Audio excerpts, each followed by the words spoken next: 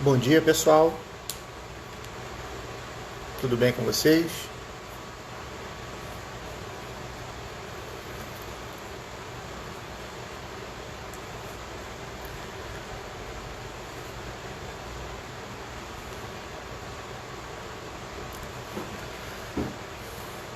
Fala, Marcos. Beleza pura? Fala, Augusto. Tudo bem contigo? Tudo tranquilo? Bom dia, Leonardo. Tudo bem contigo? Obrigado aí pela presença. E aí, como é que estão as coisas por aí? Todo mundo conseguindo suportar bem aí o isolamento? Já já isso acaba. Isso aí, Leonardo. Tudo em cima. Vinícius, tudo bem? Tudo bem com vocês? Fala, Marquinho. Tudo bem contigo, Marcos? Luiz Felipe, tudo bem? Vamos lá, hoje a conversa é boa, porque a gente vai trocar uma ideia, né? Umas ideias sobre esses jogos reduzidos, né? Que de certa forma vem fazendo parte com muita consistência, né, do trabalho dos profissionais do futebol, né, em linhas gerais, e na iniciação das crianças, né?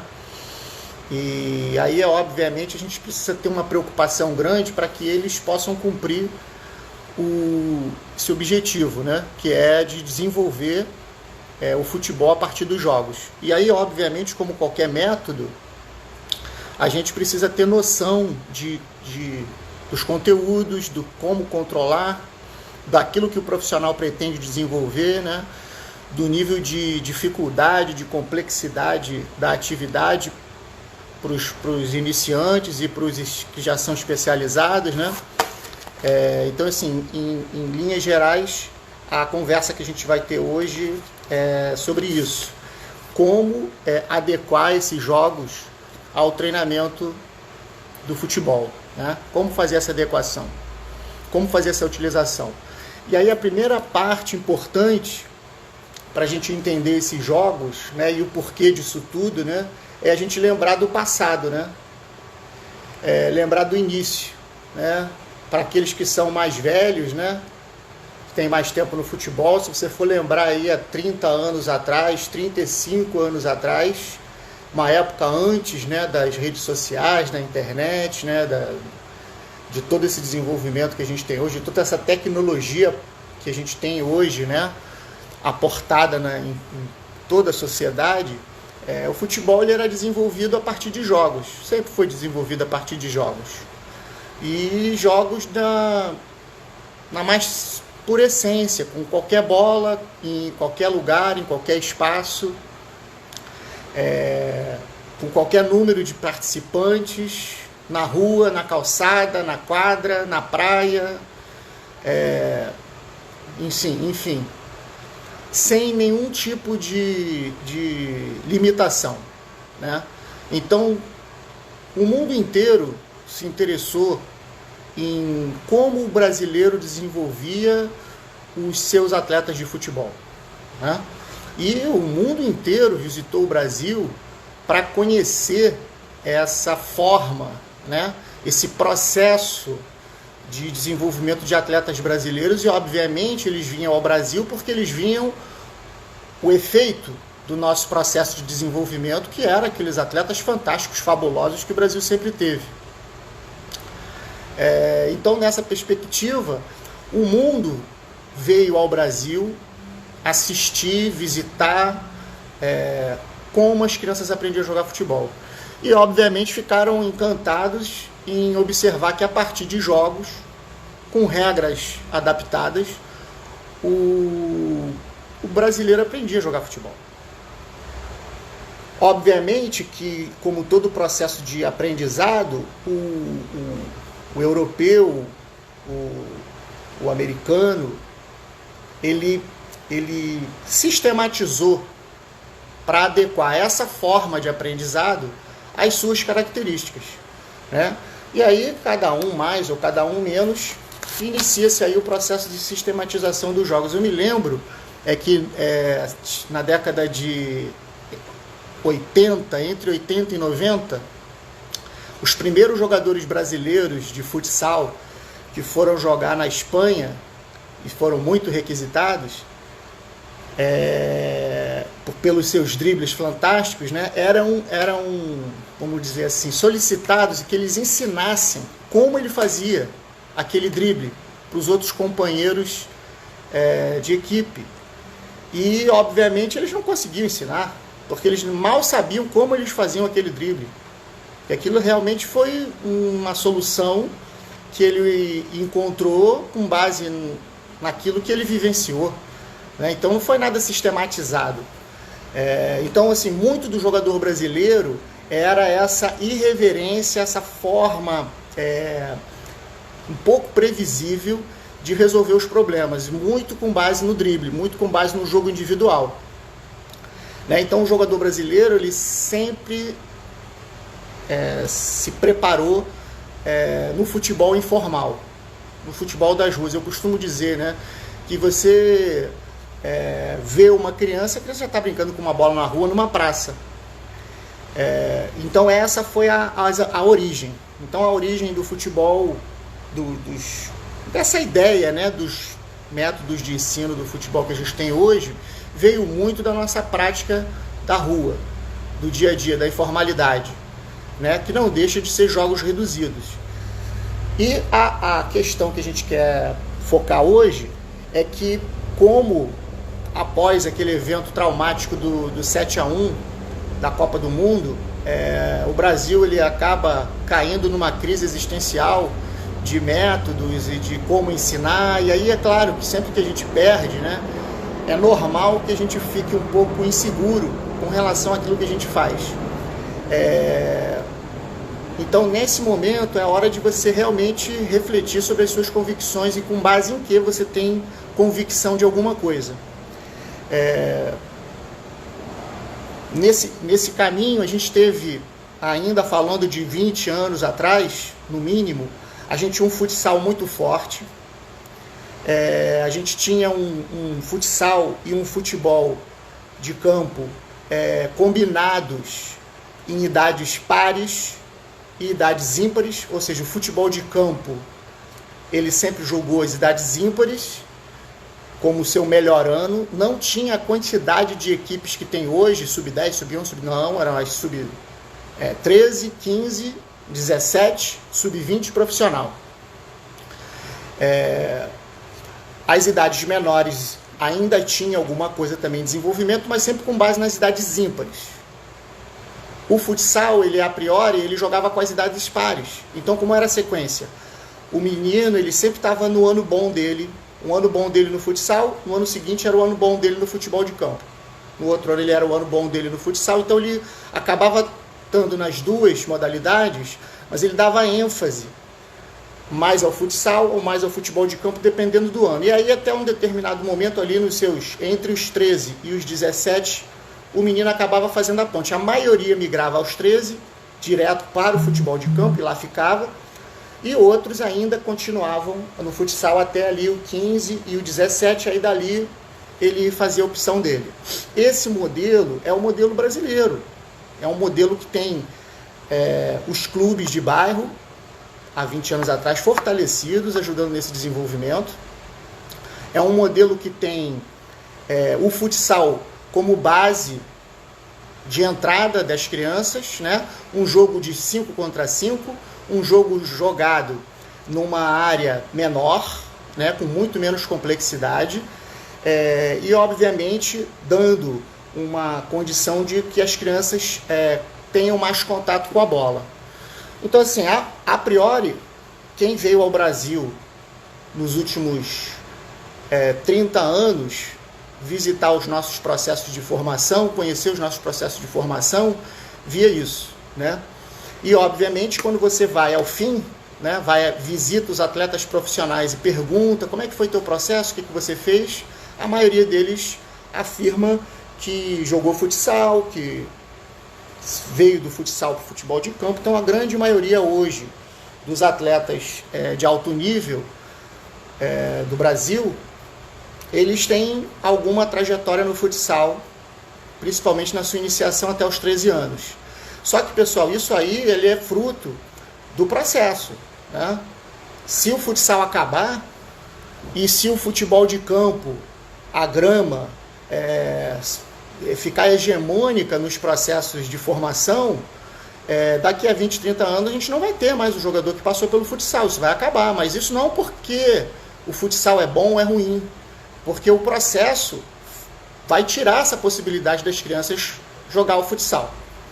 Então, qual é a reflexão que eu quero fazer, pessoal? Ah, mas, Luciano, o mundo ensina futebol a partir da grama. Cara, mas são contextos diferentes. Na Europa, o futsal é profissional, é uma outra modalidade. Na Europa, o futebol de campo é profissional, é uma outra modalidade. Na Europa, o beach soccer é uma outra modalidade e é profissional. Então, uma criança que está num processo de iniciação do beach soccer tem um caminho de profissionalismo dentro do beach soccer. É totalmente diferente do Brasil. No Brasil só vai virar profissional de beach soccer super-herói. No Brasil só vai virar profissional de futsal moleque super-herói, que estiver disposto a sair da cidade e ir para outra cidade. É muito difícil. Né? Tem que ter muita força de vontade, uma força de vontade diferenciada para ele conseguir lograr êxito. E aí, a partir daí, me parece que faltou um pouco de reflexão no Brasil sobre o processo.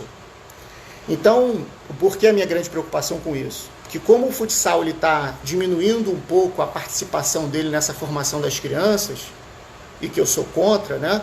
Porque sempre que você cria uma dificuldade de acesso, você cria uma dificuldade para toda a massa de participantes se desenvolver, e no final isso é ruim, porque lá no final você vai ter menos gente qualificada, menos gente desenvolvida a partir da modalidade, mas é uma questão que a gente tem que refletir. E já que as escolas de iniciação elas estão migrando para o futebol de 7, para a grama sintética, para a grama natural, e a grande parte dos clubes, né, tirando exceto um ou outro grande clube que ainda tenta fazer alguma parceria com o futsal, de desenvolver seus atletas em conjunto, passou a ter grande importância na formação esses jogos reduzidos. O jogo reduzido na grama, para o europeu, nada mais é do que tentar dar aquilo que os espaços reduzidos do futsal daria, que foi visto aqui no Brasil, só que numa realidade onde se ele deixar o menino jogar futsal na Europa, o menino vira jogador profissional de futsal. Ele não vem para o futebol de campo, ele pode não vir ao futebol de campo. Porque muitas crianças preferem jogar futsal.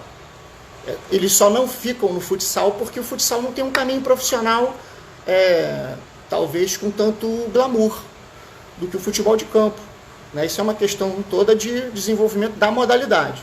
Pode ter certeza que se o futsal, ele iluminar um caminho de profissionalização, cara, nós vamos ter muitas crianças querendo jogar futsal. Mas é claro que ele vai crescer, ele precisa sustentar a família dele, ele precisa ser profissional. Então é todo um modelo de futsal que precisa ser melhor desenvolvido para a gente colaborar mais. Agora, não podemos negar que o futsal ele ensina muito para os atletas, né? Em todos os sentidos. Né? Um atleta preparado no futsal, ele tem uma formação sólida, técnica, né? A maioria dos conteúdos, ou quase todos os conteúdos, eles podem ser desenvolvidos a partir do futsal e com a única adaptação no momento seguinte do aumento das distâncias, né? Então, o que é um passe longo no futsal passa a ser um passe médio no futebol de campo. Então, a criança, a maior adaptação da criança do futsal para o futebol de campo são as distâncias e o número de jogadores que está cercando aquela criança. Né? Então a França, por exemplo, faz isso muito bem, né? Porque a França ela tem um modelo do 5 contra 5, do 7 contra 7 e do 11. Então a criança ela vai migrando do futsal, futebol de 7 e futebol de 11.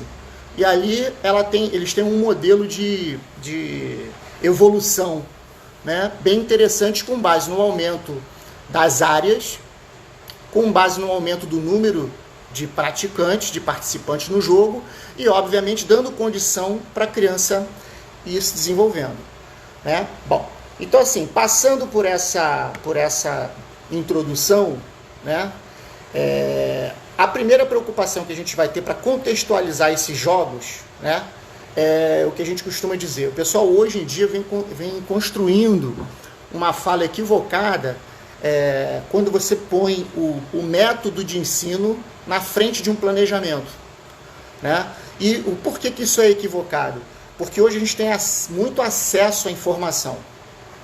A gente tem muito acesso à informação. Como a gente tem muito acesso à informação, a gente acaba acessando muitos jogos, muitas atividades, muitos exercícios com muita facilidade. E aí, obviamente, se você coloca muitas atividades desordenadas para as crianças, ela vai ter dificuldade de se desenvolver, porque ela não vai compreender o que uma atividade tem a ver com a outra, ela não consegue fazer a interligação dos conteúdos. Então, em linhas gerais, a gente precisa se preocupar com a temporada como um todo, com o tempo que você vai ficar com aquele grupo de indivíduos, em que fase desse desenvolvimento aquele grupo de indivíduos se encontra, se eles estão na iniciação, se eles estão na especialização, ou se eles já estão no alto rendimento. Após essa identificação, aquele processo, aquele clube, aquele local que você trabalha, precisa ter uma diretriz metodológica de como você quer ver esse time jogando no alto nível, o que você espera desses atletas que você forma como performance no alto nível, e isso vai montar um grupo de conteúdos, que alguns chamam de modelo de jogo, outros chamam de projeto pedagógico, ou diretriz metodológica, ou diretriz processual, ou processo de trabalho, como qualquer outra empresa. E o futebol ele não deixa de ser uma empresa que forma indivíduos, o cidadão e o atleta de futebol profissional.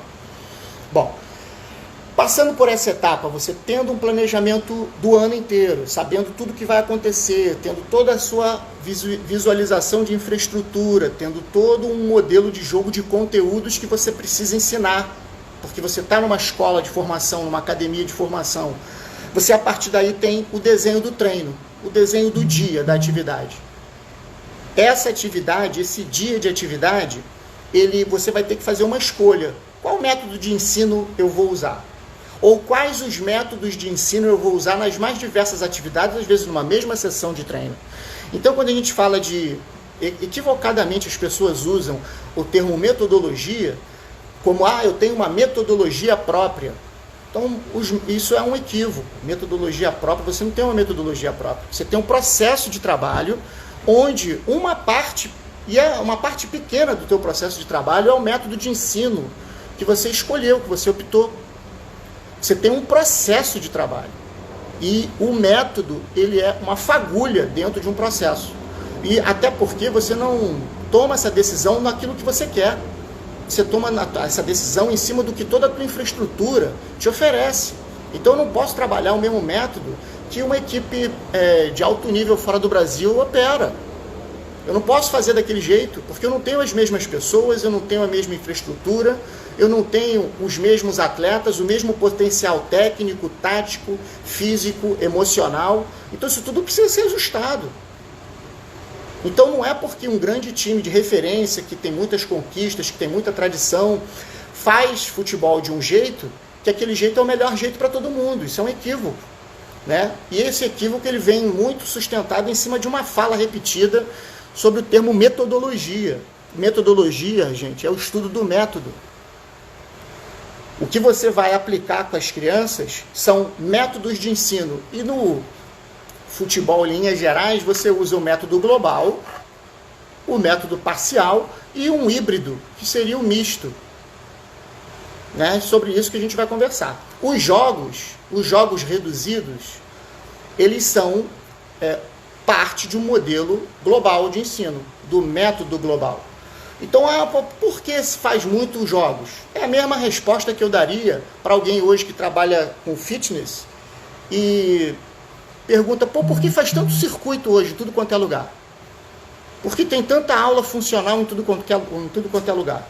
Por que tem tanto crossfit, por que tem tanto LPO, por que tem tantas as atividades nos boxes? Porque a gente tem pouco tempo. Porque o mundo hoje tem pouco tempo, as crianças têm pouco tempo, tem pouco espaço. Então não é mais como há 30 anos atrás, que a gente tinha muito mais tempo para desenvolver tudo. Hoje em dia tem que ser tudo mais rápido. Então quando você tem que desenvolver em menos tempo, o método que melhor se aplica é o global.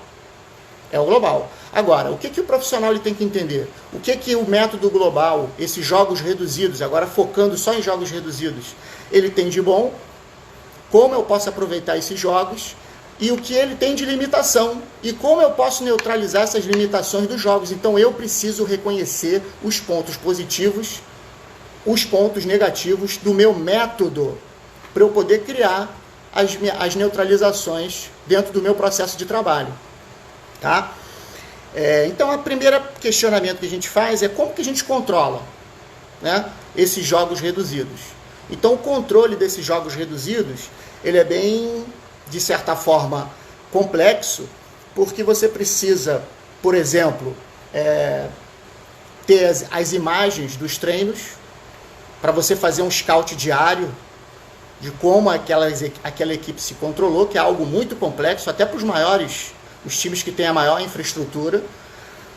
Você teria que ter um GPS, né, um sistema de posicionamento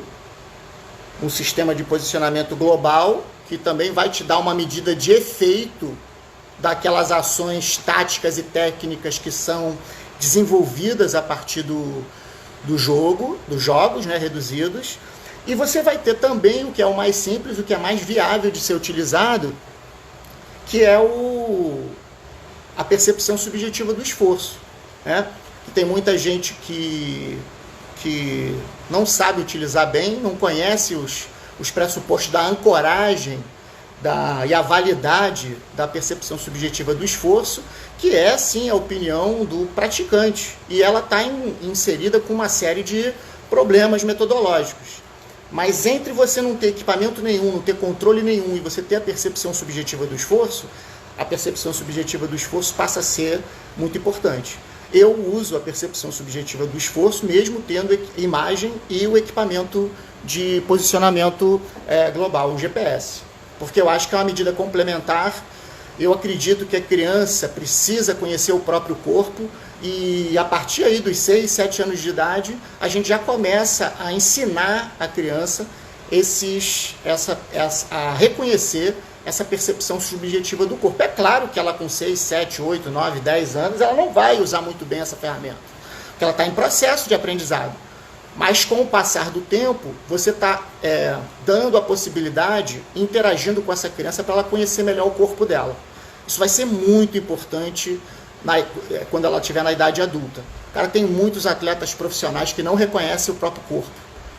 E aí isso pode ser muito ruim, porque ele não sabe a hora dele parar, a hora dele segurar, a hora dele não insistir, porque ele vai se machucar. Ele não reconhece o próprio corpo. Mas não são poucos atletas profissionais que são assim, não, são muitos. E a gente espera que esses conteúdos eles possam neutralizar isso no futuro, né? Bom, então, fazendo essa abordagem inicial, você vai ter um pouco de dificuldade para fazer esse controle qualitativo e quantitativo desses jogos.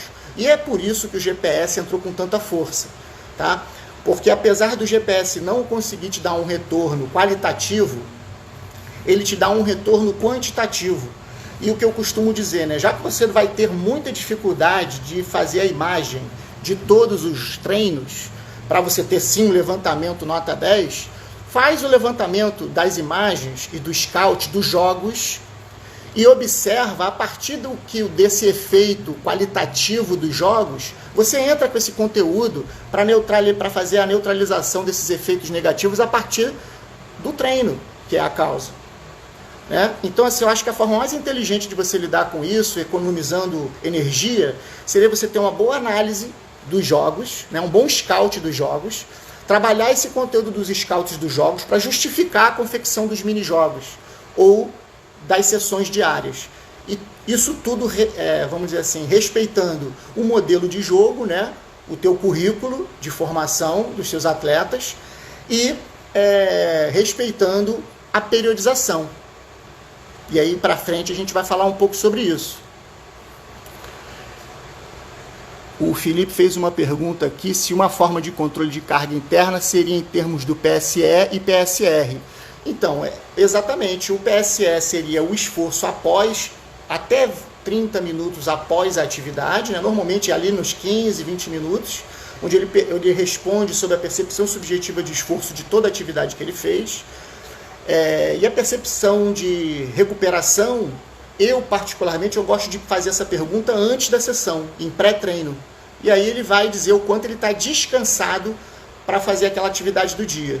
Então seriam exatamente formas subjetivas de você controlar esses efeitos. E eu acho isso muito importante, tá? Muito importante. Apesar de ter muita gente dizer, mas o atleta se esquiva, mas o atleta ele mente, mas o atleta... Então, se ele mente, se ele se esquiva, é porque ele não compreendeu ainda, ele precisa de conteúdo. Né? Então, todo atleta que se esquiva de fazer alguma atividade é porque, de alguma forma, ele não compreendeu o para que ela está sendo executada. Porque se ele entender que é para o bem dele, está fazendo bem para ele perceber que faz bem para ele, de fato, ele compra a tua ideia. Ele só não compra quando ele não enxerga o porquê que ele está fazendo aquilo.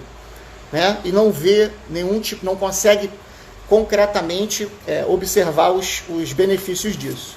Bom, avançando aí, passando por essa etapa do controle, e a gente vai o tempo inteiro falar sobre isso, a gente agora vai falar sobre as variáveis que afetam esses jogos reduzidos. Essas variáveis, elas vão agora estar diretamente relacionadas com os conteúdos.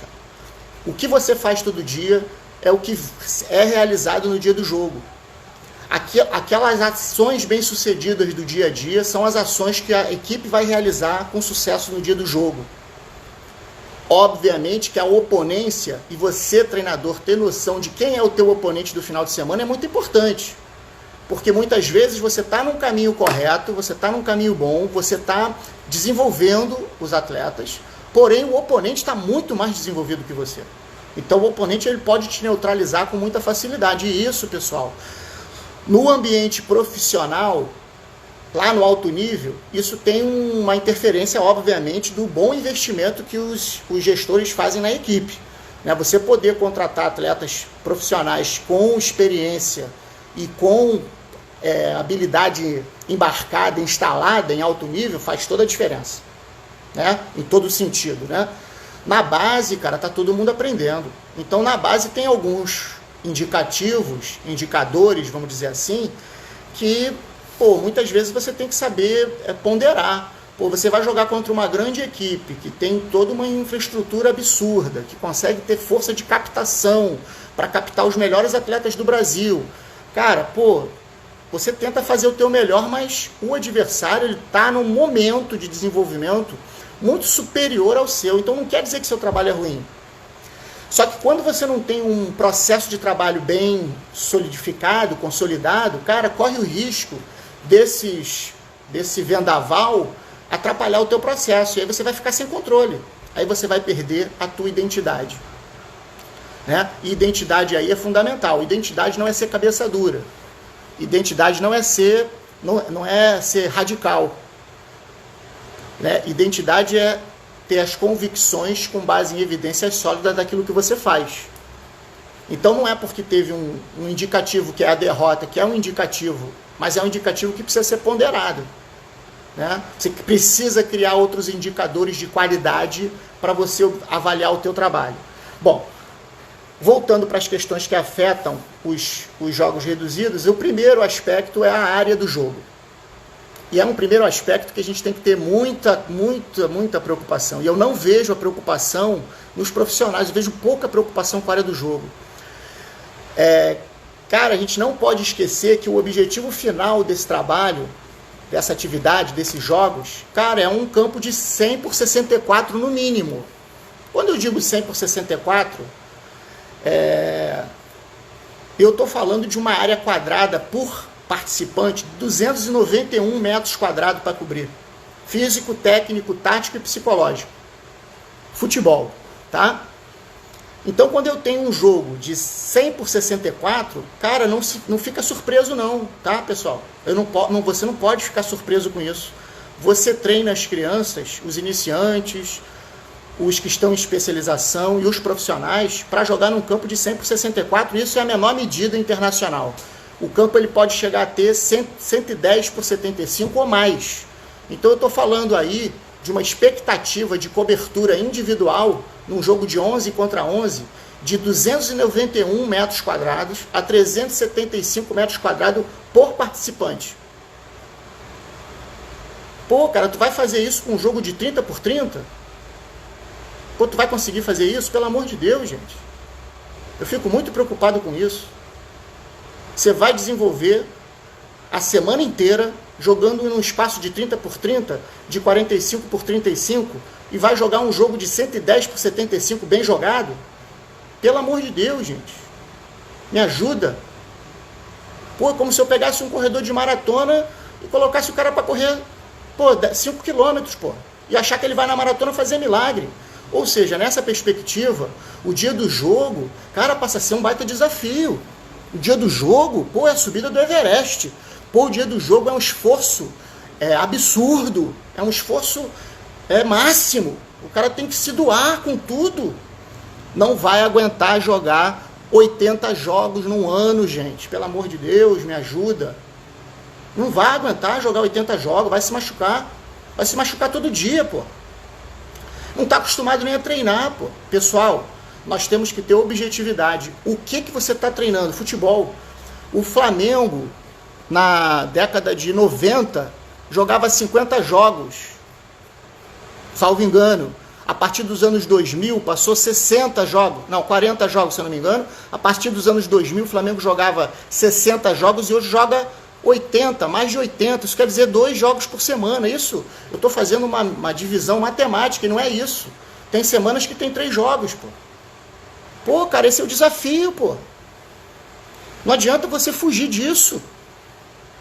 Agora, você acha que você vai, sabendo que o desafio do profissional, do atleta profissional, é jogar de alto nível, né, pessoal? Estou indo lá para o nível alto. Jogar 80 jogos, mais de 80 jogos por ano. Você não vai preparar eles para esse desafio? O que vai acontecer? A hora que, às vezes, ele tecnicamente excelente, taticamente muito bem formado, mas não sustenta 80 jogos. E uma coisa vai interferindo na outra. Então é central o treinador na base ele ter a preocupação com a área desse mini jogo reduzido. E para que ele usa o jogo, por exemplo, que são os tamanhos clássicos, né? Eu dividiria em 3 tamanhos clássicos para facilitar o entendimento das pessoas: o mini jogo pequeno, o jogo reduzido, né? O mini jogo pequeno, médio e grande, né? Aí vamos trabalhar no pequeno 30 por 30 com um goleiro e o 27 por 27 sem goleiro. Então cada pessoa, em cada processo de trabalho, ele vai ter que encontrar o seu tamanho que ele considera pequeno, médio e grande, entendendo que os jogos eles também têm, além de ter essa área, ele tem um número de participantes dentro dessa área, e pode ser desde o 1 contra 1 até o 11 contra 11, falando de futebol de campo, sendo que essa relação entre a área e o número de oponentes tem um grande impacto na dimensão física, tem um grande impacto na dimensão psicológica. Então tem muitas vezes que o jogo não funciona bem porque mentalmente o atleta está saturado, porque mentalmente ele não está conseguindo superar aquele desafio, e o treinador muitas vezes dando aquela pressão externa, ele às vezes ele traz mais problema ainda para o atleta. Bom, vamos avançar. Se eu estiver falando de uma distância de 30 por 30, eu tenho um jogo com 75 metros quadrados quando jogado 5 contra 5, ou seja, 75 metros quadrados por participante. Então, qual é a relação de um jogo, de um conteúdo jogado 5 contra 5 em 75 metros quadrados por participante para um jogo que vai ser jogado no mínimo com 290, 291 metros quadrados por participante? Né? Muito difícil, né, pessoal? 4 vezes menos. 4 vezes menos representa jogar 25% do jogo. fazendo muito esforço, ele joga 50% do jogo. Super-herói joga 60% de um jogo. Daí para frente, a tragédia anunciada. Vai dar problema. Ou você vai perder o jogo, ou você vai machucar o atleta. Ou as duas coisas. E o pior, o atleta ele começa a ter vícios técnicos e táticos para poder suportar essa maratona que o jogo vira. E aí o treinador ele tem que saber como lidar com isso. Já que você tem um compromisso pedagógico, um compromisso de conteúdo, um compromisso com um modelo de jogo, você tem um jogo que está estabelecido, um jogo que tem um conjunto de regras, né? Que não sou eu que altero a regra, não sou eu que quero que seja 110 por 75, isso está no caderno de regra da FIFA. Eu preciso reconhecer o sarrafo que a regra cria, e eu preciso desenvolver as crianças, os participantes, até o profissional, para dar conta desse desafio físico, técnico, tático e psicológico. O Anderson está fazendo uma pergunta aqui. Podem determinar o controle na relação volume e intensidade e assim a demanda fisiológica ser priorizada? Sim, pode. Eu vou falar daqui a pouquinho, antes eu vou falar um pouco mais sobre isso, mas pode ser feito. A primeira reflexão que a gente precisa fazer, pessoal, é sobre os tamanhos do campo e qual é a relação que esse mini-jogo ele tem com o jogo. O que ele vai contribuir para o jogo? Como o treinador vai construir essa sequência para os participantes entenderem aqueles conteúdos no contexto do jogo de 11 contra 11, que essa é a realidade. Tá? Então, para a gente avançar, o jogo pequeno ele passa a ter 30 por 30, o médio 45 por 35 e o grande 66 por 45 ou mais. Né? E aí a gente teria no jogo pequeno 5 contra 5, no jogo médio 7 contra 7 e no jogo grande o 10 contra 10, que já seria o jogo praticamente de 11 contra 11 com goleiro. E aí isso teria uma progressão de metros quadrados de cobertura, 75, 98 e 135. E é claro, pessoal, que como essas relações elas são altamente relacionadas, quanto maior o espaço do jogo, maior a possibilidade de deslocamento em faixas de velocidade mais altas. Então, muita coisa que acontece no jogo grande, acontece no jogo de 11 contra 11, nos espaços maiores. Agora, o desafio, pessoal, é você atender toda essa complexidade do futebol. Então, o desafio é o seguinte, o jogo ele tem que atender a dinâmica do jogo de 11 contra 11, ele tem que atender os pressupostos técnicos e táticos, ele tem que atender a demanda física e ele tem que ter o viés psicológico. E esse viés emocional, ele se dá por vários fatores. Agora, o único que o treinador consegue controlar é ele dentro do treino. Ou seja, não adianta, pode ter o melhor trabalho que for, mas se o treinador tiver xoxo, não vai dar certo. Né? Com criança, então, principalmente as crianças, elas estão em fase de aprendizado. Então, o treinador ele tem que estar muito em cima das crianças para que as coisas aconteçam bem. O Diego aqui fez um comentário seguinte: excelente, induz um maior contato, logo produzem mais aceleração, desaceleração, mudança de direção e interação com forças concêntricas e excêntricas. É exatamente isso. Então, Diego, um jogo numa dinâmica de espaço menor, ele tem todos esses benefícios.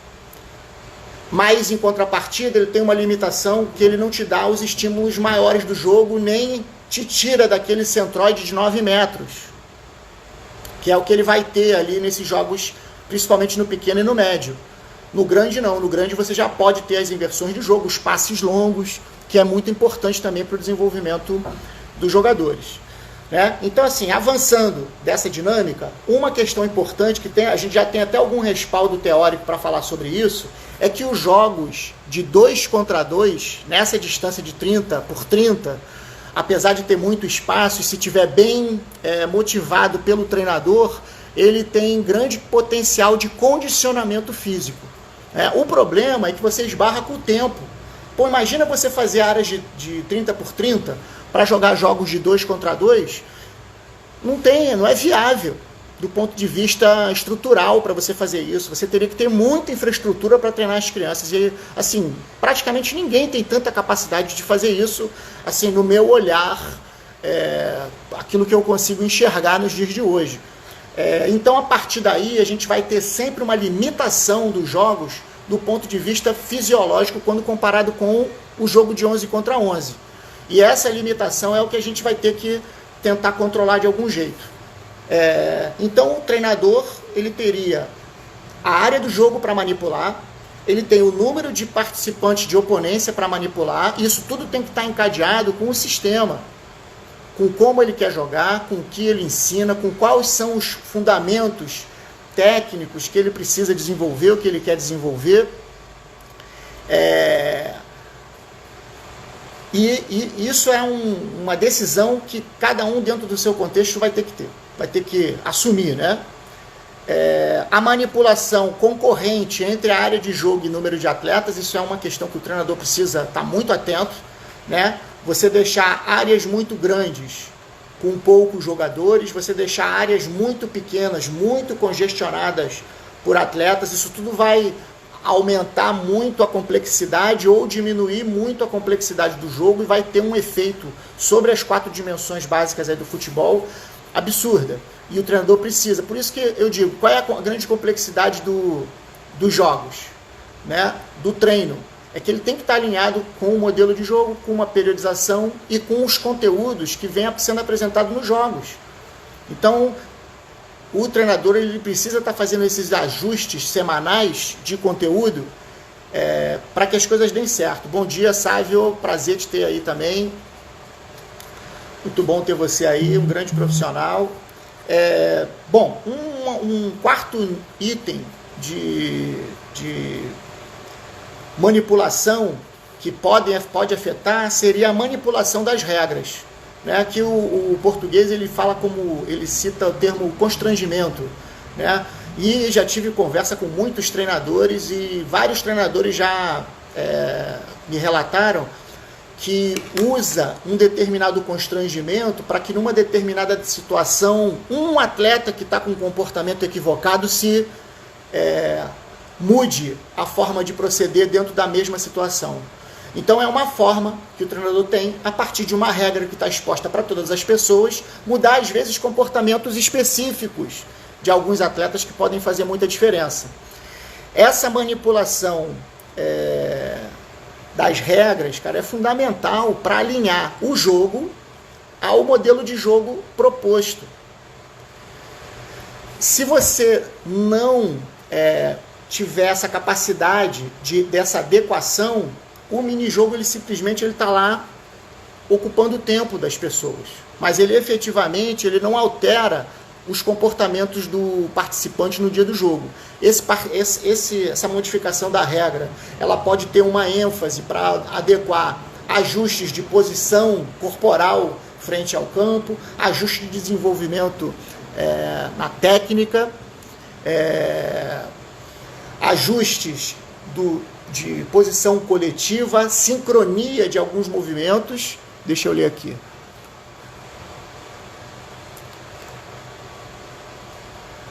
O Hernani entrou depois, e aí sim, é que eu já comecei depois, foi até bom você falar sobre isso, que eu vou disponibilizar essa live numa página do YouTube, para o pessoal que entrou depois. Mas exatamente, agora eu já estou numa fase falando sobre as variáveis que afetam os jogos reduzidos. E o Malafaia, grande Malafaia, um amigão de muitos anos, como retrata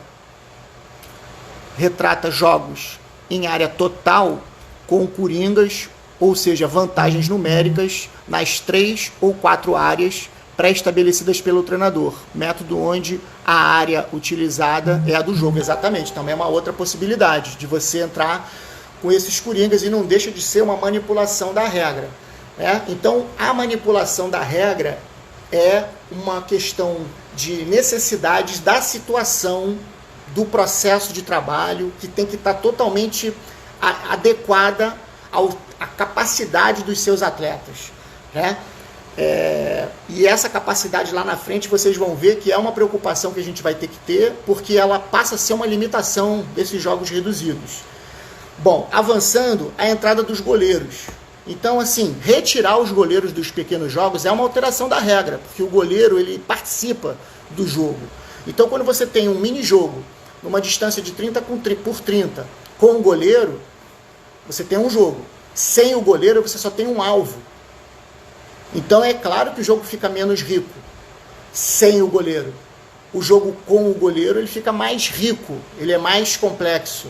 Então, isso também é uma adequação que o treinador tem que ter muita intencionalidade. Pô, eu vou retirar o goleiro porque o meu objetivo é ilustrar, por exemplo, o alvo do corredor lateral ou do corredor central que o atleta precisa se deslocar ou colocar a bola para dar fase no jogo. E esse detalhe, pessoal, é muito importante, porque a gente consegue, eu venho debatendo isso com alguns profissionais há muito tempo, a gente consegue, usando o método global, os jogos, cara, ser fracionado.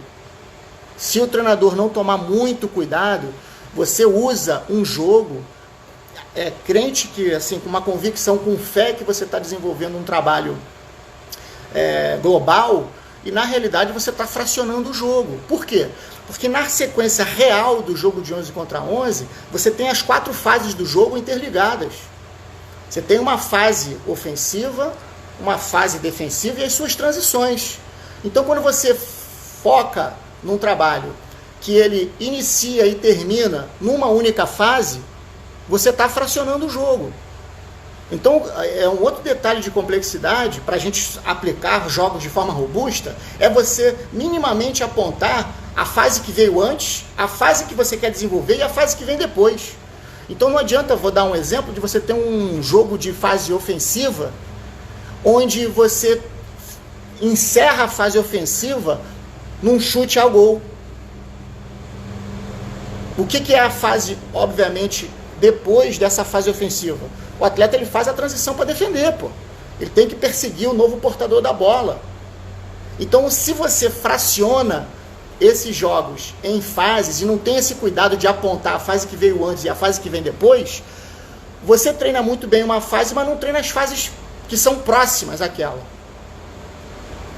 Então, o jogo, ele tem que tentar ter o máximo possível a identidade do ciclo do jogo e de seguir essas fases. E sem contar que o jogo, ele tem terços do campo onde as ações coletivas são diferentes. Então, você tem uma fase de construção mais próxima da sua área, você tem uma fase de transição da defesa para o ataque, que é aquela fase central do campo, ou segundo terço, e você tem a fase de finalização.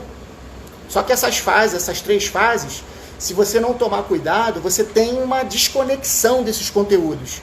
E essa desconexão dos conteúdos vai ser levada para o dia do jogo. E você vai ter problemas. Às vezes, tendo um bom trabalho, você vai ter... Exato, é o que o Sávio está reportando aqui. Se o fracionamento não serve como progressão pedagógica, serve. Você está fracionando uma coisa complexa para tentar ter uma progressão pedagógica. O problema é que, às vezes, cara, tem um desbalanceamento, sabe, do planejamento do treinador. Como a gente tem um modelo que é pouco supervisionado, então, claro que tem treinador excelente que ele tem essa noção, mas se você não tiver muito cuidado, você desbalanceia esse tempo em cada tipo de jogo da tua semana, e quando você vai para o jogo é como se você fosse um aluno que estudou muito só um conteúdo para a prova. Se não cair aquilo na prova, tu está perdido. Então, quando você desbalanceia as fases do jogo, você prepara o teu aluno muito para poucas situações. E esquece ele o ciclo do jogo. E aí o adversário no final de semana, ele te obriga, por exemplo, ele te impõe, né, uma outra fase que você está pouco preparado. O que acontece na maioria das vezes? Você vai para uma ação ofensiva, ele consegue te neutralizar e ele faz a transição mais rápido que você. E aí você perde às vezes um jogo, tendo um trabalho sólido. Então, assim, a minha questão é que realmente esse fracionamento, ele é uma progressão pedagógica. A questão toda é o detalhe de balancear o tempo de treino durante a semana e tentar, cara, apontar as fases, a fase anterior e a fase seguinte.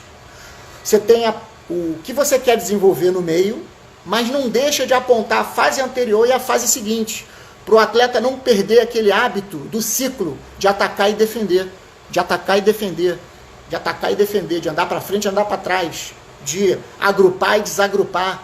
Então, assim, cara, isso é muito importante no desenvolvimento. Isso, cara, tá em cada treinador.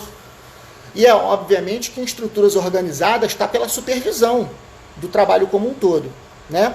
Então, a questão do goleiro é uma questão muito importante. Não podemos esquecer de ter os goleiros nas atividades, porque o goleiro na atividade ele passa a ser um elemento, inclusive na fase de construção, com os goleiros jogando com o pé, inclusive nas fases de transição defensiva, o goleiro atuando como um líbero, fazendo as antecipações. Então tudo isso pode ser trabalhado a partir desses pequenos jogos, dentro desse referencial do treinador. Bom, o Anderson havia falado sobre isso, é uma questão muito importante, que é o regime de treino, é uma sexta variável. O que seria esse regime do treino? Seria, cara, quanto tempo vai durar um minijogo e qual é o regime de intervalo? Aí já entra uma baita complexidade.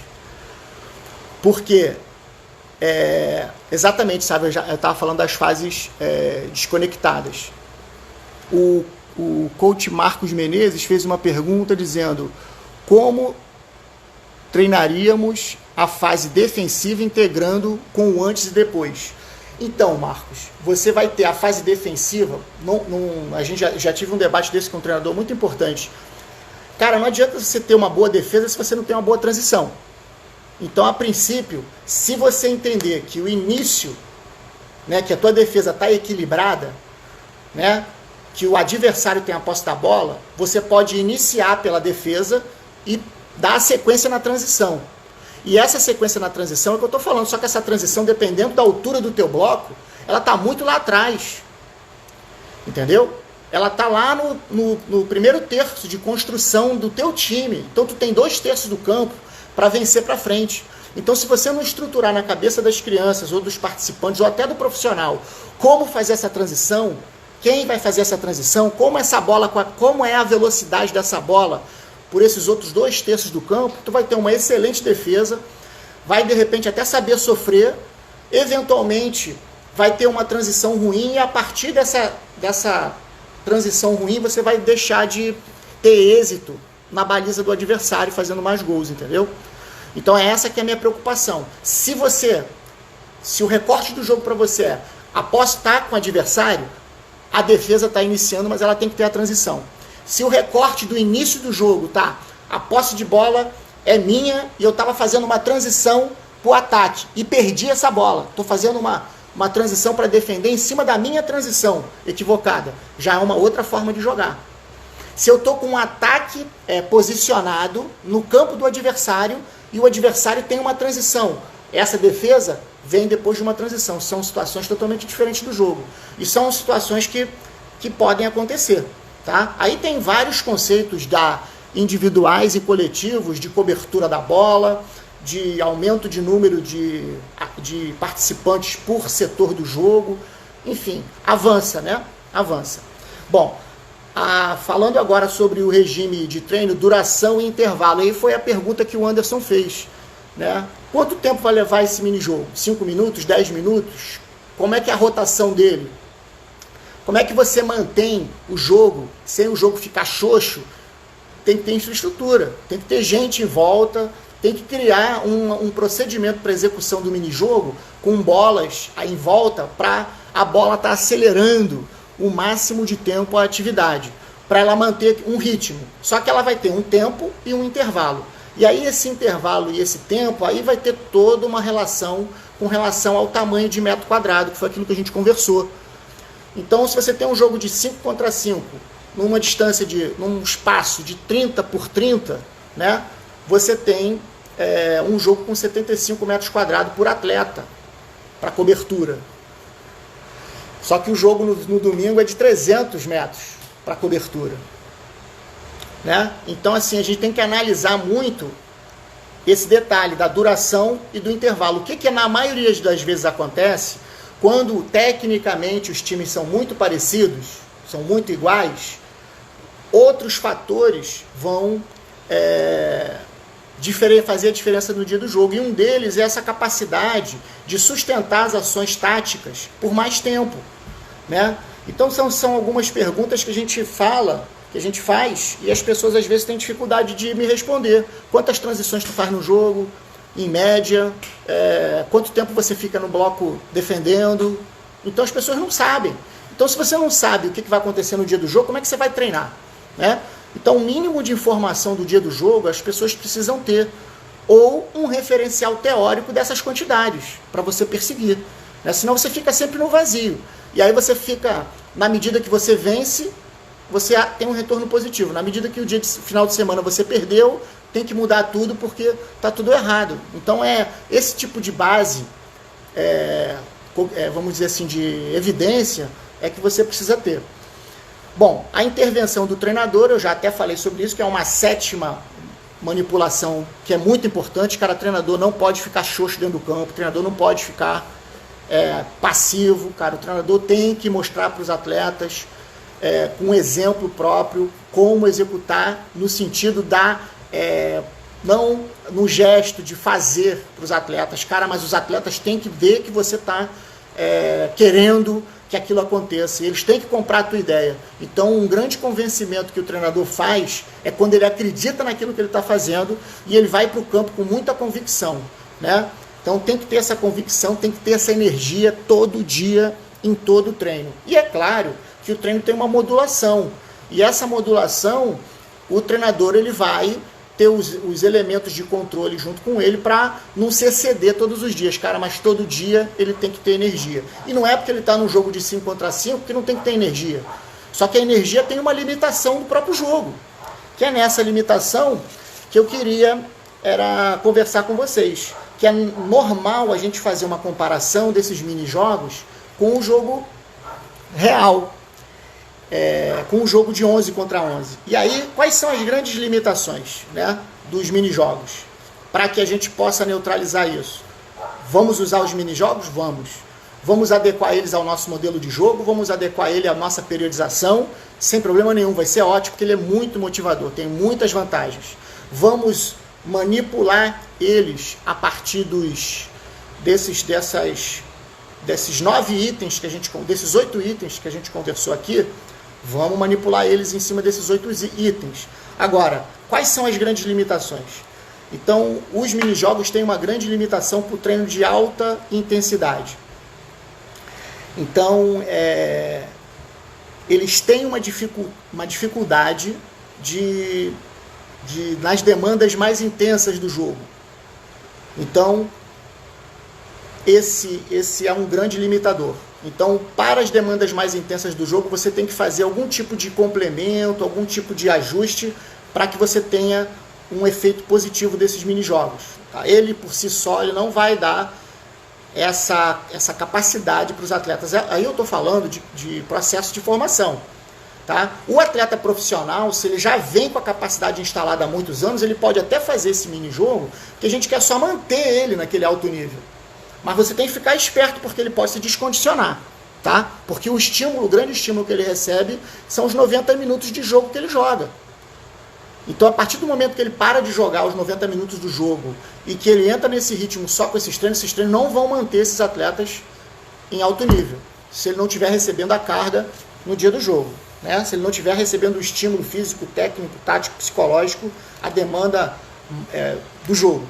Bom, uma outra limitação importante é a necessidade de elevada técnica e tática dos participantes. Você tem, às vezes, o mesmo minijogo, tendo efeitos totalmente diferentes em função da prática, da técnica, da habilidade instalada do participante. Então, um minijogo com atletas altamente capacitados tem um efeito. Um minijogo com atletas muito pouco capacitados, muitas vezes ele não surte o mesmo efeito. Né? Um terceiro limitador que a gente precisa conhecer é o risco de lesão aumentado, porque tem muito mais contato. Tá? Então os minijogos eles oferecem, de certa forma, um risco maior de lesão. E um quarto limitador seria